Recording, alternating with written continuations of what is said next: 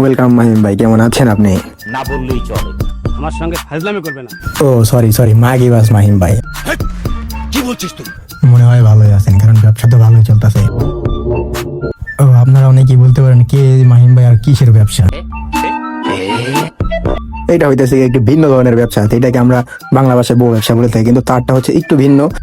তার জন্য এটাকে আমরা মাগিবাস ব্যবসা বলবো। আরে আপা আস্তে আস্তে, নাহলে তাদের মুখ থেকে থুতু বের হয়ে মাহিম ভাইয়ের মুখে যেয়ে লাগবে।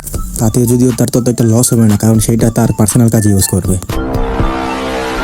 আসলে তোমরা অনেকেই বলতে পারো তার দোষটা কি, আসলে তার কোনোই দোষ নেই, সে পুরাই সাধু, এইটা আসলে সে মনে করে, কিন্তু সে এটার পুরোটাই অপোজিট। আসলে সে সবার সামনে খুব ভালো সে থাকে, কিন্তু সে গোপনে একটা ক্ষুধার্ত কুত্তা। হয়তো তোমরা বলতে পারো তাকে যে আমি এত কিছু বলছি, আমার কাছে কি এমন প্রমাণ আছে? হয়তো আমার কাছে প্রমাণ নেই, কিন্তু খুব তাড়াতাড়ি আমি প্রমাণ ম্যানেজ করে তার গোপন তথ্য ফাঁস করবো। সবার শেষে আমি একটা কথাই বলতে চাই, কমিউনিটিতে খুব তাড়াতাড়ি রোস্টেড গেমিং এবং জারা গেমিং এর মতো তাদের যারা ফ্যান আছো তাদের জন্য খুব তাড়াতাড়ি মাহিম ভাই এবং জান্নাত আপু খুব ভালো ভালো কন্টেন্ট আনার চেষ্টা করতেছে। কন্টেন্ট তো শুধু নামের, আসলে তারা মাগিবাজি করবে আমরা দেখবো, খুব তাড়াতাড়ি তোমাদেরকে ভরবো। এবারের মতো বিদায় নিচ্ছি। ভিডিওটি ভালো লাগলে লাইক করে দিও, কিছু আবালদের কেটে দিও। তোমাদের জানাই আল্লাহ হাফেজ। কেউ কপি বলবো না।